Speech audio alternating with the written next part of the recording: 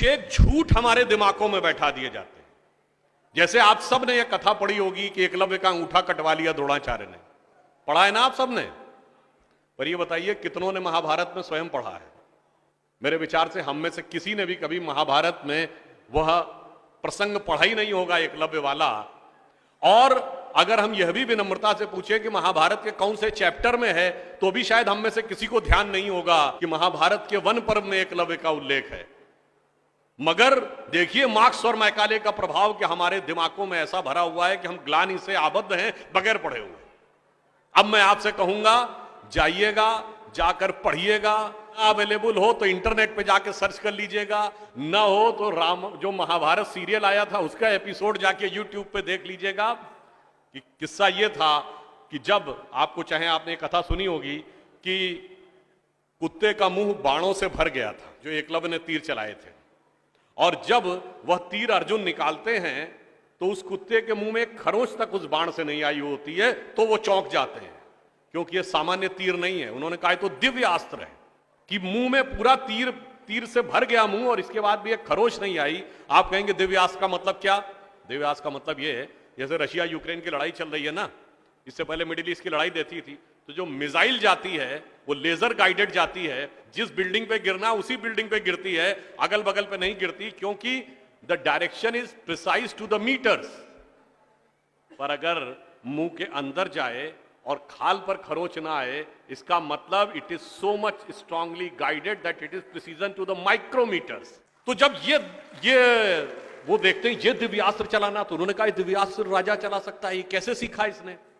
तो जब द्रोणाचार्य उससे पूछते हैं कि तुमने ये किससे सीखा, तो कहता आपसे सीखा गुरुजी। कहते मैं तो तुम्हें जानता नहीं बालक, तुम अपना परिचय दो। अब यहीं पर बिंदु है। एकलव्य क्या कहता है? मैं मगध नरेश जरासंध के प्रधान सेनापति हिरण्यधनु का पुत्र एकलव्य। अरे वो मगध के chief of the arm forces का बेटा था। यदि आप ये कह रहे हैं कि वनवासी था, तो ये भी पूरा वाक्य तो पूरा करो कि वो सेना अध्यक्ष था। मगर देखिए कितनी चालाकी से छुपा लिया आधे तथ्य को, और उसके बाद हमारे दिमागों में भर दिया कि ये बहुत गलत किया गया। बताइए, हमारे हिंदू धर्म के दो महाकाव्य, रामायण और महाभारत, दोनों का रचयिता कौन? रामायण का रचयिता महर्षि वाल्मीकि, जो संस्कृत के आदि कवि माने जाते हैं।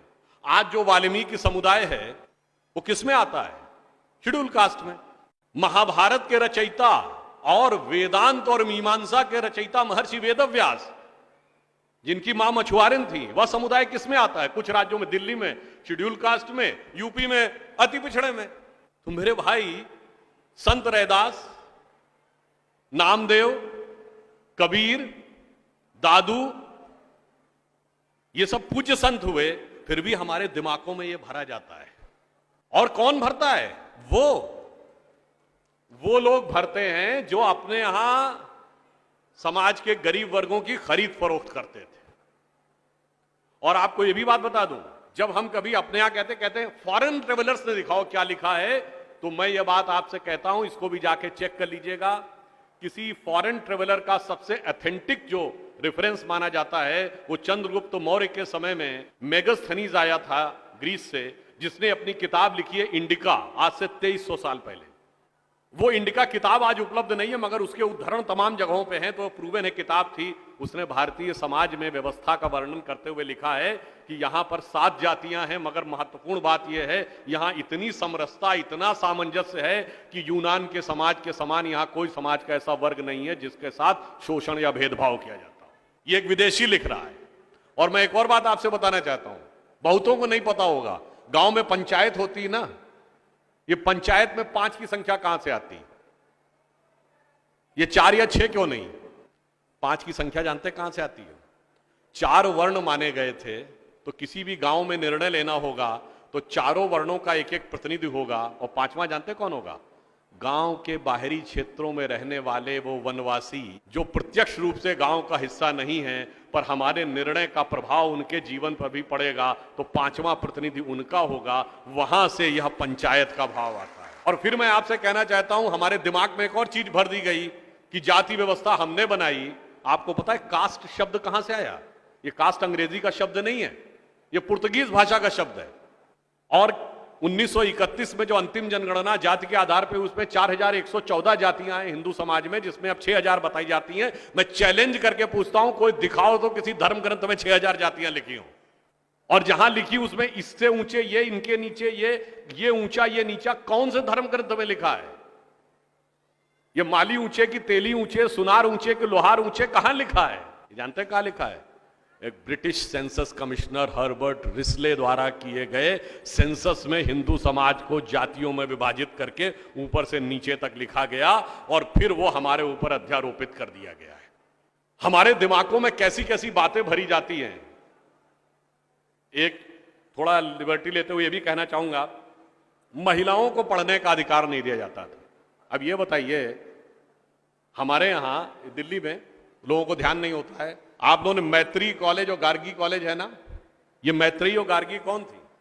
ये वैदिक काल की 20-22 विदुषी स्त्रियों में से एक हैं। गार्गी ने ऋषि याज्ञवल्क्य के साथ शास्त्रार्थ किया।